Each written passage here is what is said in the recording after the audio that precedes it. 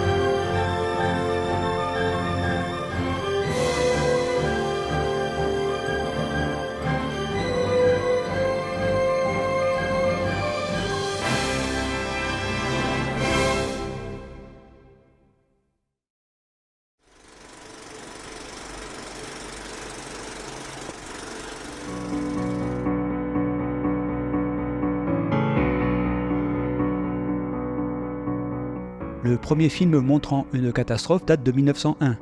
Il a pour titre Fire, mais il aurait pu s'appeler La Maison Infernale. Il a été sauvé de la destruction, beaucoup de films muets n'auront pas cette chance. D'une durée de 4 minutes 40, il montre une maison en feu et l'intervention des pompiers pour sauver ses habitants. C'est un réalisateur anglais, James Williamson, qui a tourné ce court-métrage dans une maison abandonnée.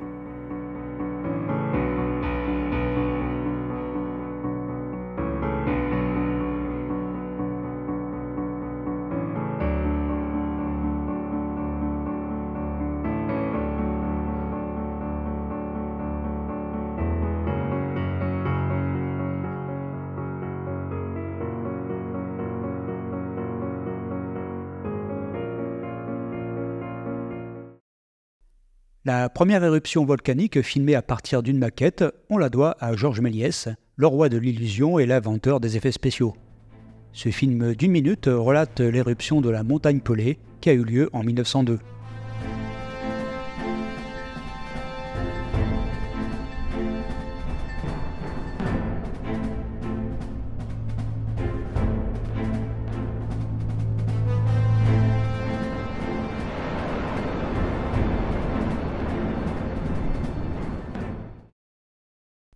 Par la suite, les studios produiront un certain nombre de films inspirés de véritables catastrophes qui ont traversé l'histoire de notre monde. Et s'il y en a une qui a souvent été montrée au cinéma, c'est bien le naufrage du Titanic. C'est un court-métrage allemand qui en parlera le premier et ce, peu de temps après le drame. Le film dure 35 minutes et prend de grandes libertés avec l'histoire originale, puisqu'il n'y a qu'une seule victime à la fin, le capitaine du bateau. C'est en 1998 qu'un collectionneur allemand a retrouvé le film qu'on pensait perdu, puis il a été restauré dans la foulée. Une véritable curiosité.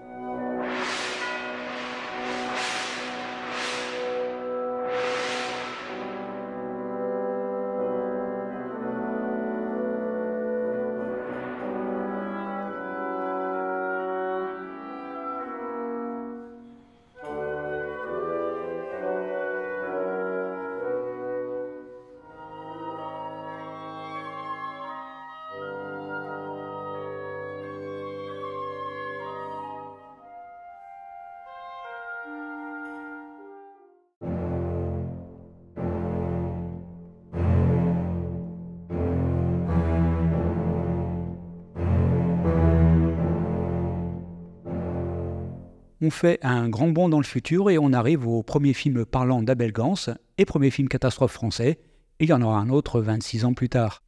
D'une durée de 105 minutes, La fin du monde raconte l'histoire d'un savant qui découvre qu'une comète va irrémédiablement entrer en collision avec la Terre. Celui-ci tente alors de faire voter la proclamation d'une république universelle, mais au final la comète ne fait qu'effleurer le globe terrestre. Côté effets spéciaux, on reste dans le minimaliste et la catastrophe provoque peu de dégâts.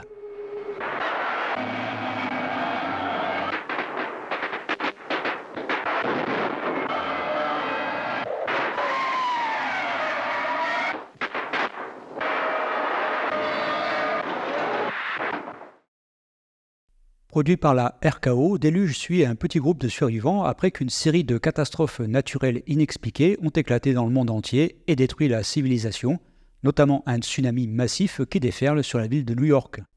La catastrophe a lieu au tout début et dure plus de 4 minutes.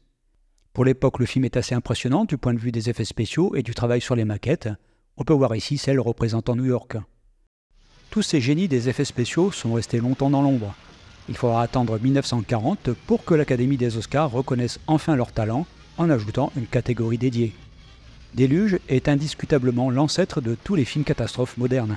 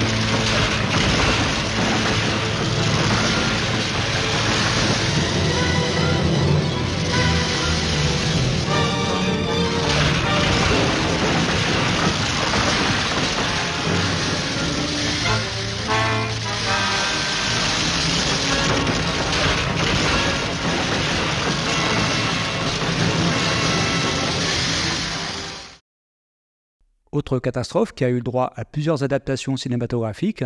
Je n'ai pas d'extrait pour celui-ci, mais je reviendrai sur d'autres films qui ont relaté cette éruption volcanique.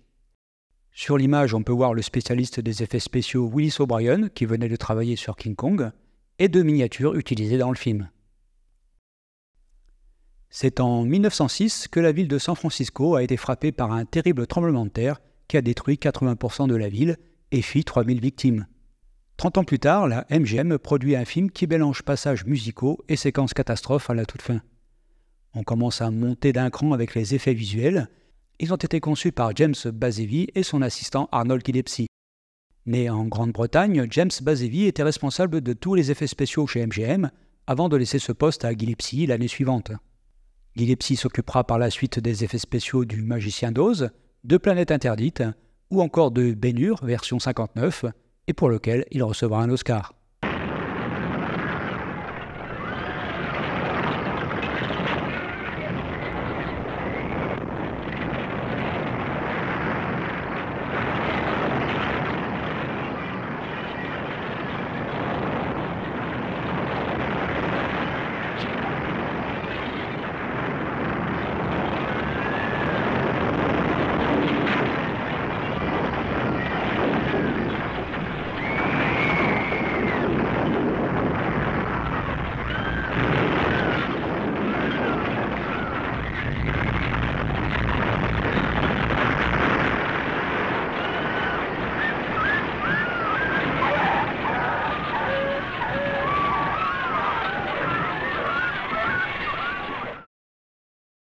Avec l'incendie de Chicago, qui sera évoqué juste après, l'ouragan est sans doute le plus spectaculaire film catastrophe de toutes les décennies précédant celle de 70.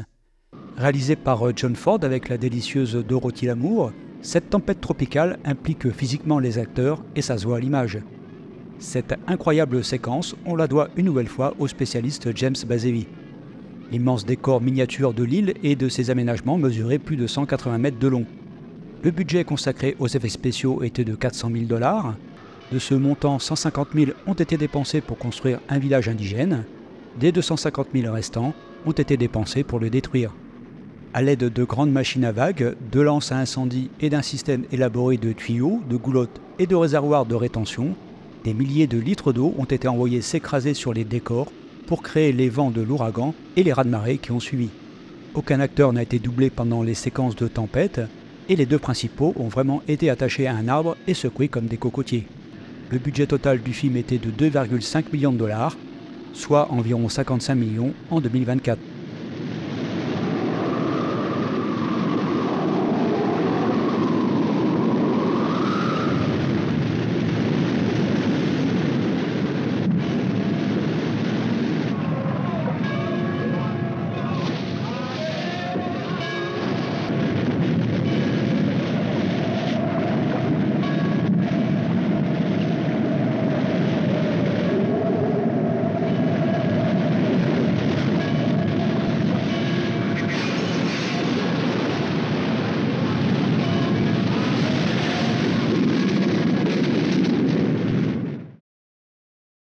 Produit la même année que l'ouragan, le film s'inspire d'une catastrophe qui a vraiment eu lieu, à savoir l'incendie qui a ravagé la ville de Chicago en octobre 1871. Cet incendie a tué environ 300 personnes, détruit 9 km² de la ville, dont plus de 17 000 bâtiments, et laissé plus de 100 000 habitants sans abri. C'est Fred Sersen qui a conçu et supervisé la myriade de plans d'effets spéciaux allant de la peinture sur verre aux miniatures et à l'animation par rotoscopie. Le spectacle qui en résulte est assez impressionnant. Je reparlerai de cet artiste à propos d'un autre film, tout comme le futur magicien des effets spéciaux Elby Abbott, venu donner un coup de main pour filmer des miniatures. Exemple d'une très belle peinture sur verre, seules les flammes sont réelles. La séquence de l'incendie, qui est assez longue dans le film, aura coûté 500 000 $, ce qui bien entendu était énorme pour l'époque.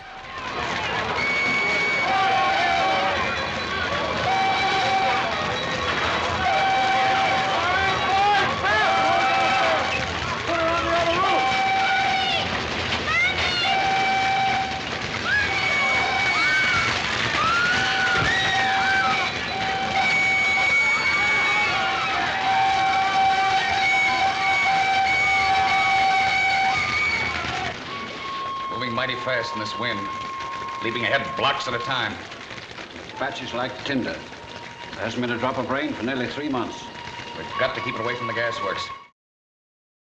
Cette décennie, décidément riche en productions spectaculaires, se termine par un film qui a fait date pour 2 raisons, ses effets visuels vraiment incroyables, et enfin la reconnaissance des techniciens des effets spéciaux, puisque La Mousson deviendra le premier film à remporter un Oscar dans cette nouvelle catégorie.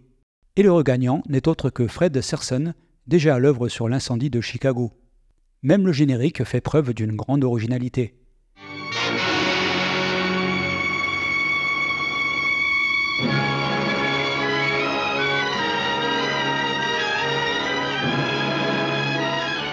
Un remake en couleur a été réalisé en 1955, j'y reviendrai. On y retrouve d'ailleurs ce même plan vraiment génial, avec la terre qui se fend littéralement et le côté gauche qui s'effondre soudainement dans un énorme trou, avec les gens terrifiés qui tombent dedans. Un effet absolument bluffant avec des miniatures, de grands effets physiques et la pluie en superposition.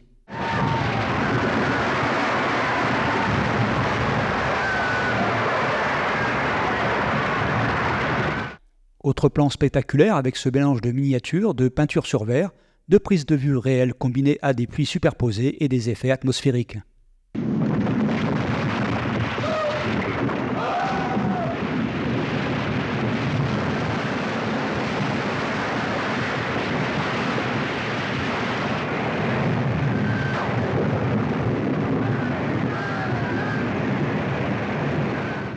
Un Oscar largement mérité et des effets visuels autant voire plus réalistes que certaines productions tournées dans les années 2000.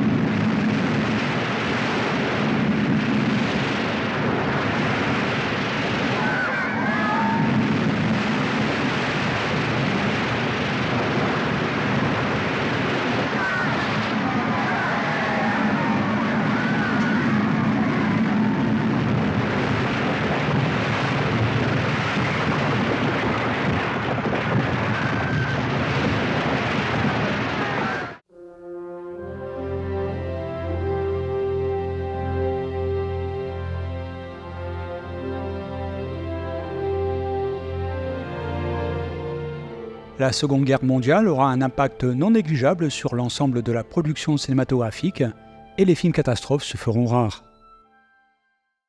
Une jeune fille abandonnée sur une île des mers du Sud tombe amoureuse d'un marin sans valeur. Il y aura bien sûr des méchants qui mettront le feu à la forêt, mais un magnifique typhon viendra éteindre tout ça. C'est une production Paramount assez anecdotique qui a été nominée aux Oscars pour ses effets visuels plutôt corrects, sans pour autant égaler ceux de La Mousson. L'un d'eux sera d'ailleurs réutilisé dans Le Choc des mondes.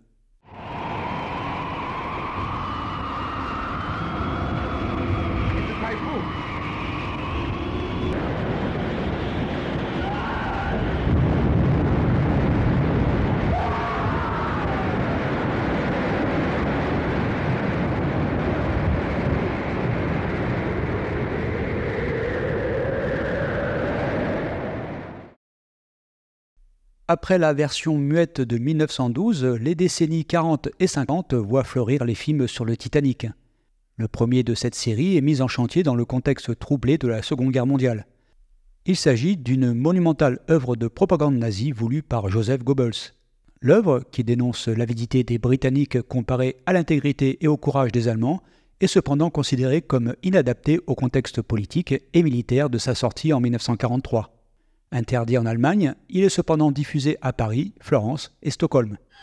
Pour l'anecdote, le premier réalisateur a été emprisonné pour avoir critiqué violemment l'armée alors que le tournage n'était pas terminé. Il a été retrouvé pendu dans sa cellule, un suicide officiellement, mais qui serait en fait une exécution. Malgré le contexte de sa production, les moyens ont été mis sur la table et le film bénéficie de quelques bons effets dans les scènes d'inondation, au point que plusieurs plans seront réutilisés quelques années plus tard dans un autre film britannique traitant de cette catastrophe.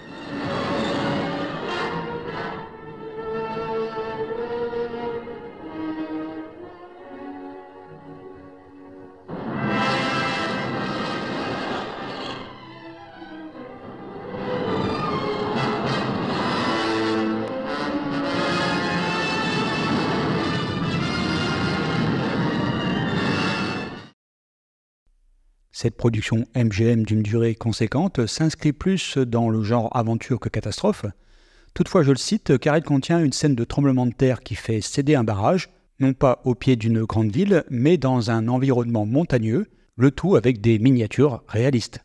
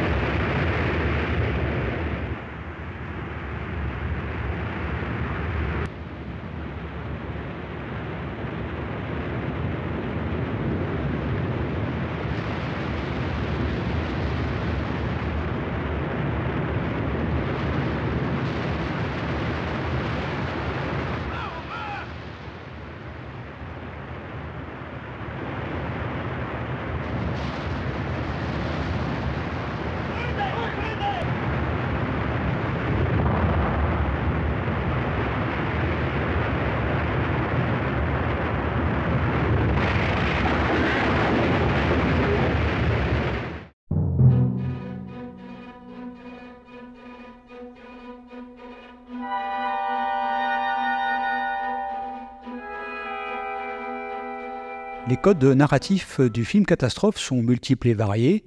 Ils constituent une sorte de squelette sur lequel s'articule le récit, offrant au spectateur des repères familiers.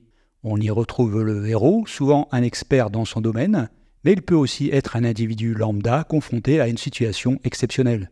La catastrophe est bien sûr l'antagonisme.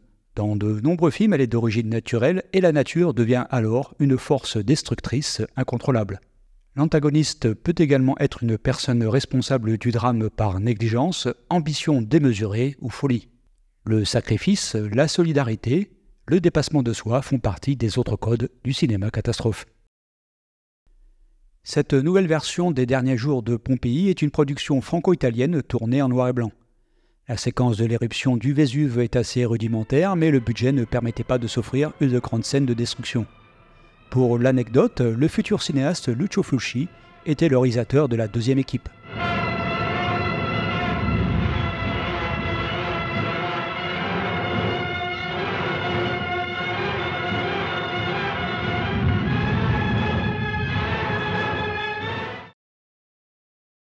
Le choc des mondes raconte la destruction imminente de la Terre par une étoile et les efforts désespérés pour construire une arche spatiale qui permettra de transporter un groupe d'hommes et de femmes sur une planète habitable.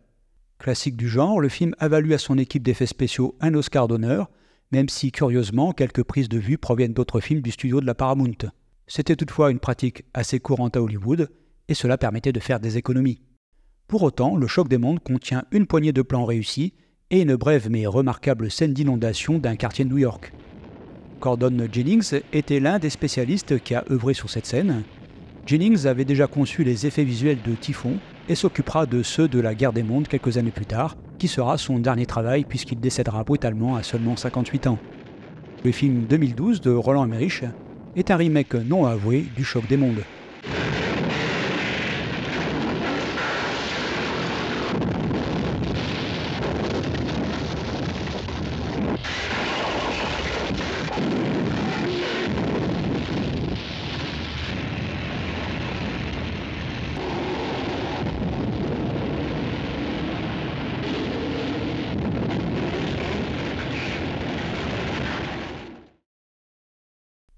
Un des premiers longs métrages mettant à l'honneur les pompiers, mais pas le premier montrant un incendie de forêt, puisqu'il y a eu en 1939 la tragédie de la Forêt Rouge. J'ai été bluffé par les scènes d'incendie assez réalistes, d'autant plus qu'elles font intervenir les acteurs au cœur du brasier.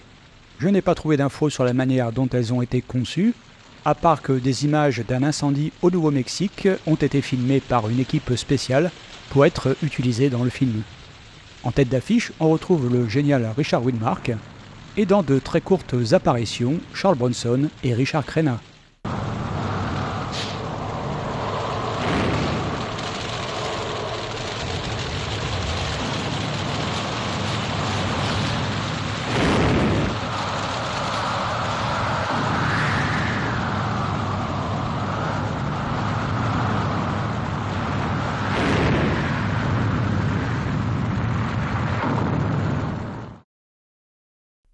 Nouvelle, mais pas dernière exploitation de ce drame maritime.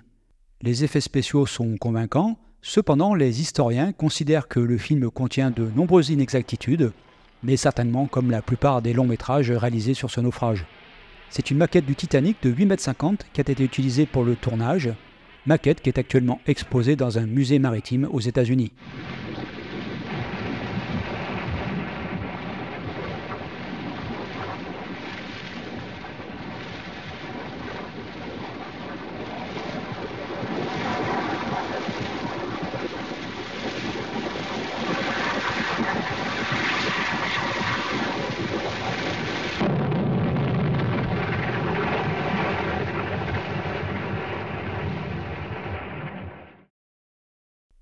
Jusqu'à maintenant, le cinéma nous avait montré des catastrophes maritimes, des ouragans, des éruptions volcaniques, des villes en feu ou touchées par un tremblement de terre, mais Hollywood n'avait pas encore abordé les catastrophes aériennes. Ce sera chose faite avec Écrit dans le ciel, même si on est plus proche du mélodrame que du film catastrophe. On ne peut pas dire que les techniciens des effets spéciaux ont fait leur réputation sur ce type de production. Les moments spectaculaires sont rares et la plupart du temps, l'avion finit par atterrir sans trop de dégâts. Écrit dans le ciel dure 2h27, c'est trop long malgré la présence de John Wayne et Robert Stack aux commandes de l'avion. Ce n'est qu'au bout d'une heure qu'un des moteurs explose, perce un réservoir de carburant et que les choses commencent à mal tourner.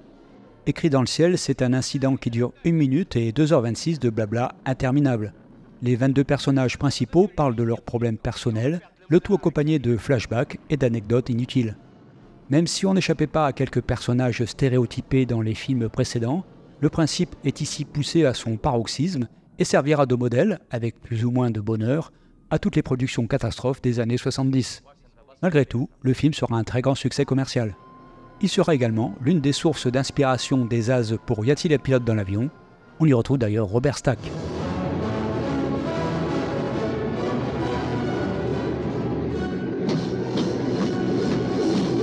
L'hélice en drapeau, vite, on n'a pas le temps de s'amuser.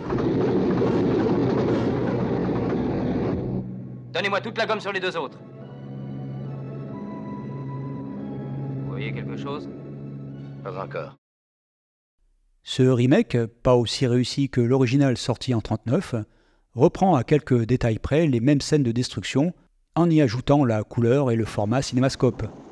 Le budget des effets spéciaux était de 400 000 $, soit le même montant que l'Ouragan réalisé en 1936. Le film fera un bid au box-office, mais obtiendra une nomination aux Oscars pour ses effets visuels, conçus par Ray Kellogg.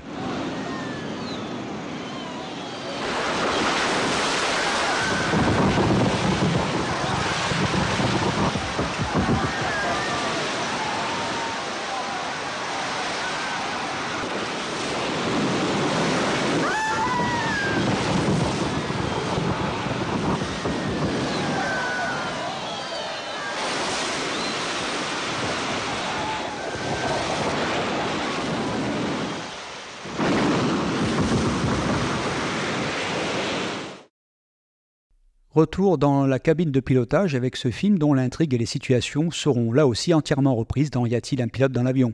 La Paramount ayant acheté la totalité des droits, les frères Zucker ont pu même utiliser le nom des personnages. Pas grand chose à dire sur ce film, franchement peu passionnant qu'il est difficile de voir sans penser à sa parodie.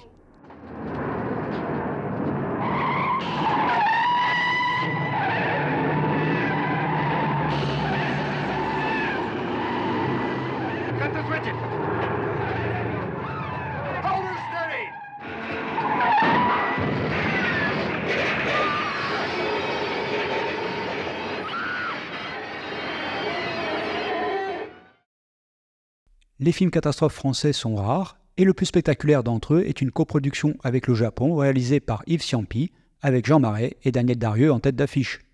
Pour réaliser la séquence finale du cataclysme vraiment bien fichu, un quartier entier avec rues et maisons fut construit pour être démoli à l'aide de moteurs d'avion tournant à plein régime, emportant par la violence du souffle tout sur le passage du typhon. Jean Marais n'a bien sûr pas été doublé pour les séquences dangereuses, et le film sera un succès, puisqu'il réalisera plus de 3 millions d'entrées en France.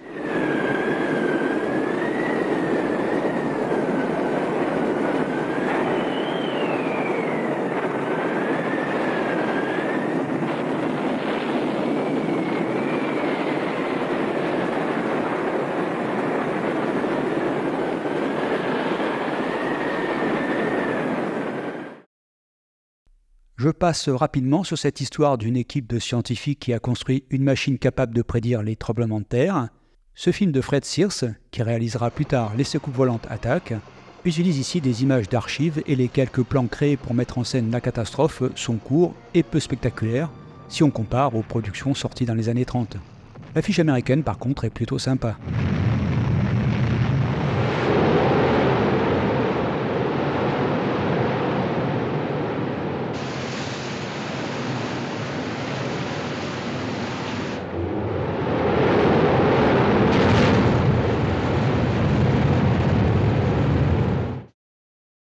Derrière ce titre intrigant se cache une nouvelle adaptation, cette fois anglaise, du naufrage du Titanic.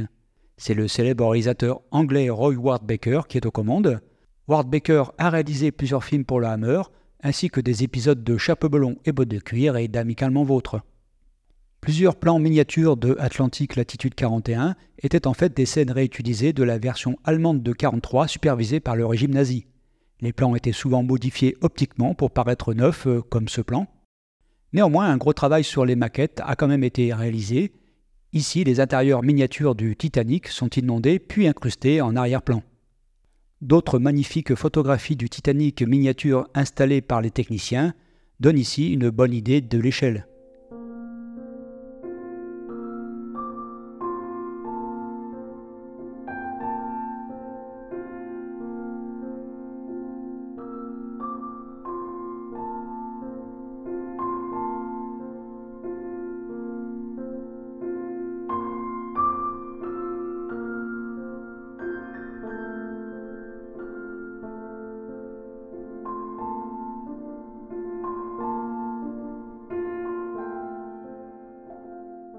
Réalisé avec les témoignages de survivants, le film est très apprécié par les historiens pour son exactitude.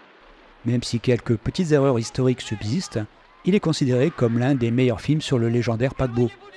Cameron lui-même reprendra certains plans, dialogues et éléments dramaturgiques dans sa version de 1997.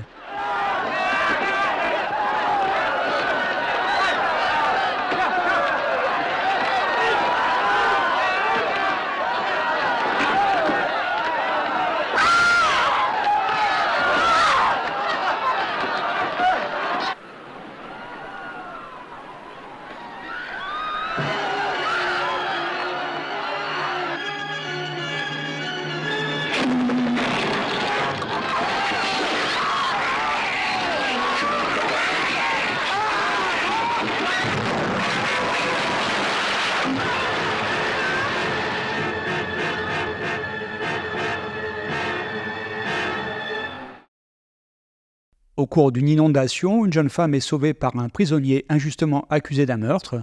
Il sauvera également un autre détenu et un geôlier.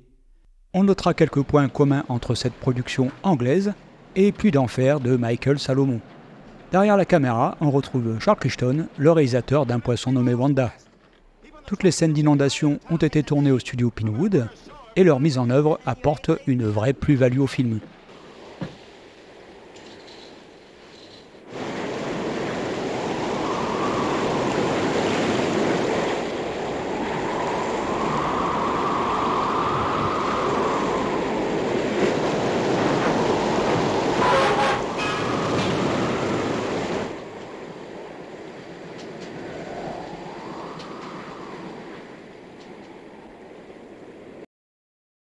Le film de 1959 est la 8e version cinématographique du roman du même nom. Le réalisateur Mario Bonnard est tombé malade pendant le tournage, ce qui a obligé Sergio Leone à tourner la majeure partie du film sans être crédité au générique. Pas de grands changements par rapport aux autres versions. L'éruption volcanique est correctement filmée, bien que peu montrée. Le réalisateur s'attarde essentiellement sur les mouvements de foule et quelques murs qui s'effondrent. Pas de quoi fouetter un lion.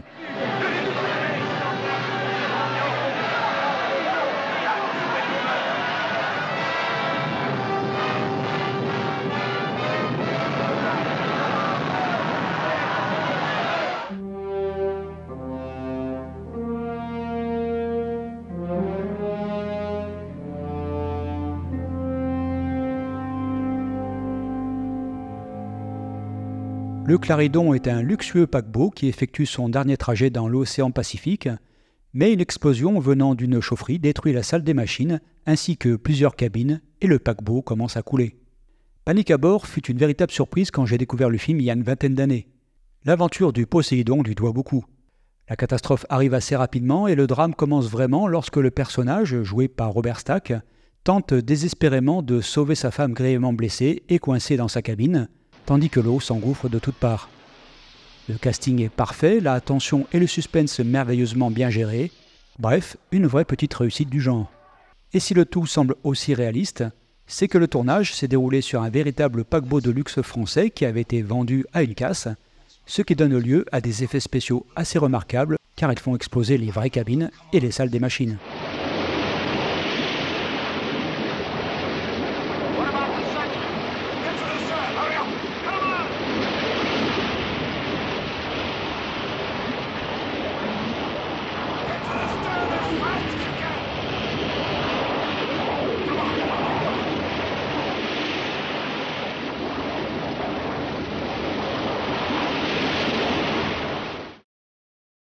Encore une histoire d'avion en détresse.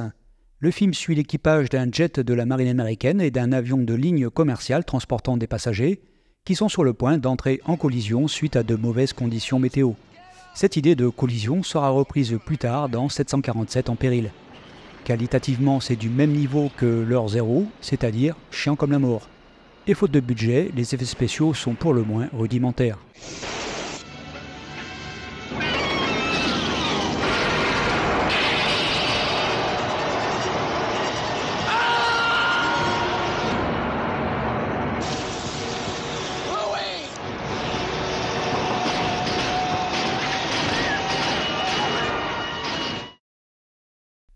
Trois prisonniers sont envoyés sur une petite île tropicale pour servir le vieux père Doonan, qui les fait travailler dans un dispensaire pour enfants installé au pied d'un volcan qui va, bien entendu, entrer en éruption. Lorsque celle-ci arrive, Doonan propose de libérer les condamnés s'ils aident à sauver les enfants. Le cinéma et les éruptions volcaniques, c'est une grande histoire d'amour, car c'est souvent spectaculaire et particulièrement cinégénique. Le Diable à 4 heures est plutôt un bon film, avec des effets visuels réussis et un travail sur les miniatures de qualité. Frank Sinatra interprète l'un des trois prisonniers et Spencer Tracy, le vieux prêtre. Dans le rôle d'un autre malfrat, on retrouve Bernie Hamilton, le célèbre capitaine To-Be de la série Starsky et Hutch. Une scène dans laquelle un petit groupe doit traverser un vieux pont en bois au-dessus d'une coulée de lave sera reprise à l'identique dans un autre film catastrophe qui sera évoqué dans la seconde partie.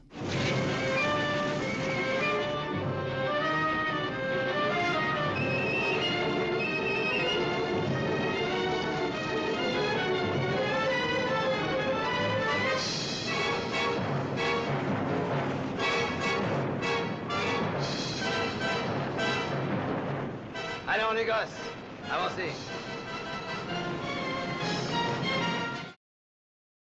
Un petit classique du cinéma britannique des années 60 mettant en scène un journaliste qui découvre que la Terre a été, par inadvertance, désaxée par 2 essais simultanés de bombes H menés séparément par les États-Unis et l'URSS. La Terre se rapproche de plus en plus du Soleil et la planète commence à surchauffer. Val Guest utilise un style pseudo-documentaire extrêmement efficace pour créer la tension. Les effets spéciaux de Liz Bowie sont convaincants compte tenu du budget, et il réussit à créer une atmosphère de terreur apocalyptique alors que la Tamise s'évapore et qu'un Londres terrifié étouffe dans un brouillard et une chaleur ardente. Il y a exactement une demi-heure qu'ont éclaté les bombes qui doivent nous sauver. Et d'ici quelques heures, le monde saura s'il approche de sa fin ou d'un recommencement. La renaissance des humains ou leur totale disparition. Pour la dernière fois, l'homme a menacé son frère de l'épée. Alors le feu dévastateur a éclaté. La terre qui devait vivre à jamais a été soufflée par un grand vent vers l'oubli. En utilisant une bombe atomique pour atteindre le noyau de la Terre afin d'y trouver une nouvelle source d'énergie, un savant provoque une catastrophe. La Terre pourrait bien se séparer en deux. Sur un thème pas si éloigné que le film de Val Guest, Quand la Terre s'entr'ouvrira est un bon film qui se distingue principalement par ses rares mais bons effets spéciaux supervisés par Eugène Laurie, qui était aussi le réalisateur de 2 films de monstres, Le Monstre des Temps Perdus en 1953 et Gorgo en 1961. Le tournage a lieu à Madrid et dans ses environs, ville choisie pour ses coûts de production moins élevés.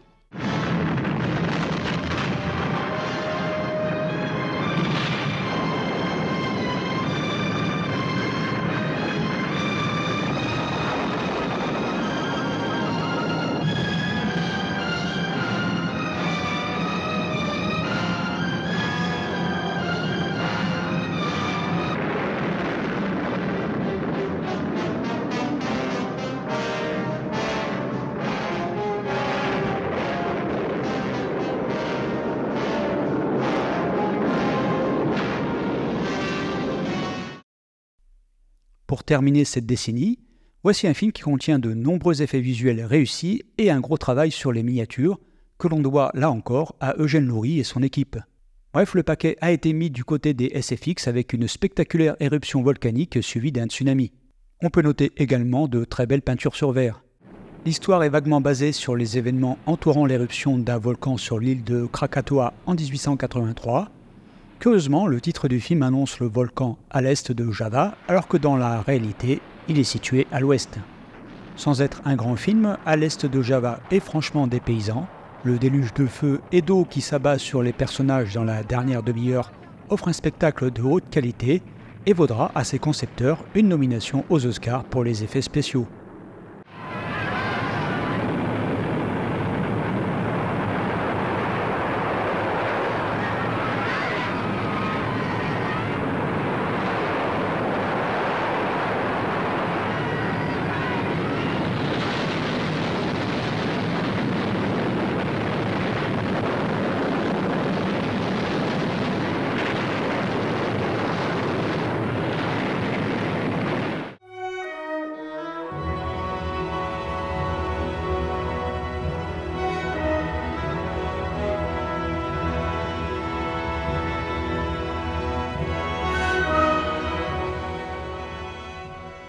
Première catastrophe des années 70 et énorme succès public qui incitera les grands studios à produire plus de films du genre.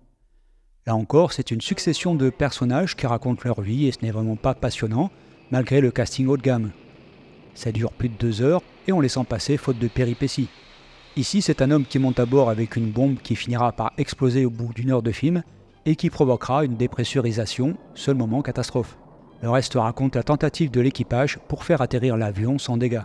On est ici très proche de l'intrigue de Écrit dans le ciel avec John Wayne. Bon, vous l'aurez compris, je ne suis pas fan de ce type de film. Donnez-moi cette mallette.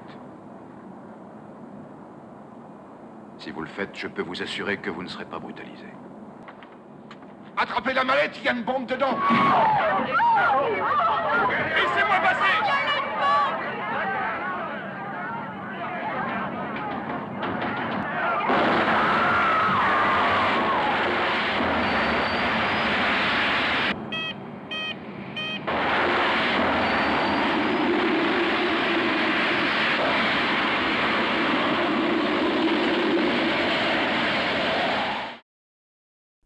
Voilà enfin une idée originale avec ce paquebot qui se retourne complètement, frappé de plein fouet par un tsunami. C'est le gros film catastrophe de la décennie, qui est aussi un des plus réussis, non seulement au niveau des effets spéciaux et des séquences impliquant de nombreux cascadeurs, mais c'est sans doute celui qui a les personnages les plus attachants, Gene Hackman en tête, mais tout le reste du casting est au diapason. Évidemment, le grand maître d'œuvre de ce désastre et d'autres à venir se nomme Irwin Allen. J'en parlerai plus en détail dans la vidéo consacrée à la Tour Infernale. Je ne vais pas m'attarder sur ce classique car il fera l'objet d'une rétrospective tôt ou tard.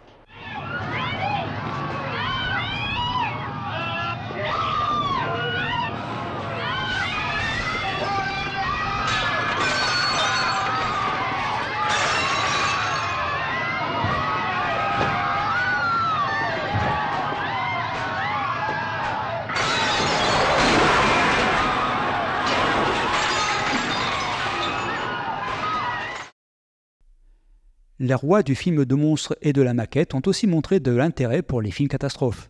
Et on peut dire que la submersion du Japon s'est montrée particulièrement généreux du côté des scènes de destruction massive. L'histoire est simple, 2 géophysiciens se rendent à bord d'un sous-marin dans les îles Ogasawara pour étudier les tremblements de terre dans les fonds marins. Ils découvrent alors que la masse terrestre des îles japonaises s'effondre dans la fosse du Japon et que l'archipel sera bientôt emporté par l'océan. Film catastrophe certes, mais qui ne met pas de côté le drame humain et le désespoir du peuple japonais qui voit son pays disparaître définitivement sous les eaux. Le film dure 2h20, même si en France nous avons eu droit à une version d'un peu moins de 90 minutes. C'est à la télévision que j'ai découvert le film dans le cadre de l'émission L'avenir du futur. À l'origine, il s'agit d'un roman qui porte le même titre et qui sera adapté au cinéma par Shiro Moritani. Tremblements de terre, éruptions volcaniques, tsunamis, toutes les catastrophes naturelles sont mises en image de façon spectaculaire avec des effets spéciaux impressionnants et un travail formidable sur les miniatures. La submersion du Japon a été la production la plus rentable de l'année 73 au Japon et a connu également un très grand succès aux États-Unis. Un remake sera produit bien plus tard, il sera évoqué dans la seconde partie du dossier. C'est l'incontournable Roger Corman qui achètera les droits américains du film pour sa société New World Pictures et le sortira sous le nom de Tidal Wave en mai 1975. C'est donc le même film doublé en anglais avec 7 minutes de nouvelles séquences, mettant en vedette Lorne Greene dans le rôle d'un ambassadeur aux Nations Unies et 1 heure de moins retirée de la version japonaise. Ou comment faire un navet avec des images d'un bon film. A noter que Joe Dante a été impliqué dans ce nouveau montage.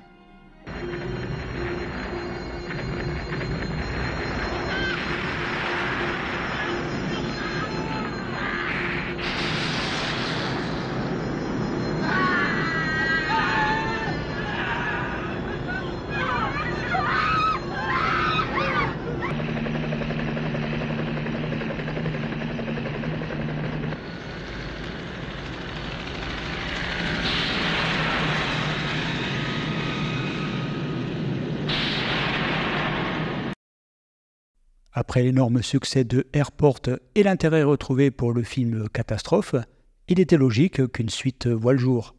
Et il y en aura 2 autres. Le pitch reprend peu ou prou celui d'Alerte en plein ciel, soit une collision entre un petit avion et un avion de ligne, mais contrairement au film cité, le choc n'est pas évité dans 747 en péril. C'est le seul moment spectaculaire, avec la scène où un pilote doit s'introduire dans le cockpit depuis un hélicoptère. Le reste consiste à faire atterrir l'avion en douceur. Joli casting, comme toutes les productions catastrophes des 70s, avec en tête Charlton Heston, qui entre en action assez tard. Il avait d'ailleurs déjà joué un pilote 2 ans plus tôt dans Alerte à la bombe, avec une intrigue proche de celle de Airport, et que je n'ai pas mis dans la liste puisque l'histoire tourne essentiellement autour d'une prise d'otage. 747 en péril se laisse voir, mais comme ses autres camarades, le suspense est inexistant puisque nous savons que la majorité des passagers seront sains et saufs à la fin.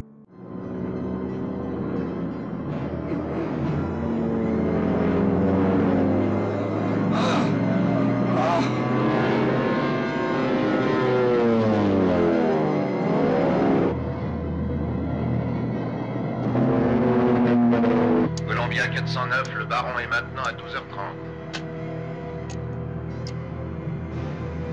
Nom de Dieu!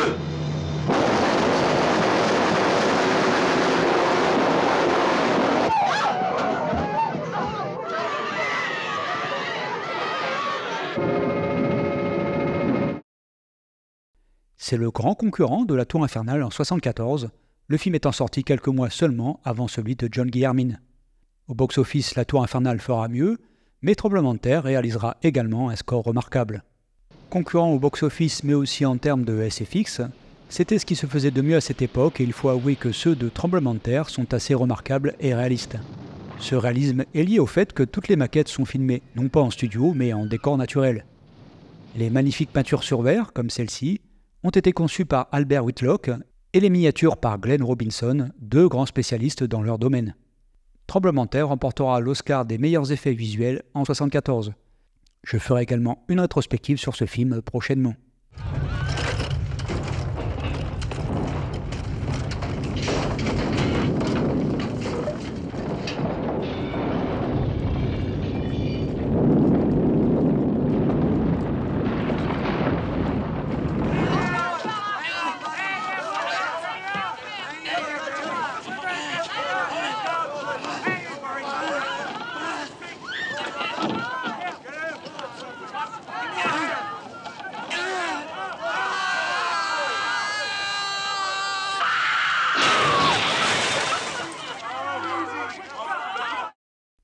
Voilà, on arrive à la fin de cette première partie, et quoi de mieux que La Tour Infernale pour faire la transition entre les deux.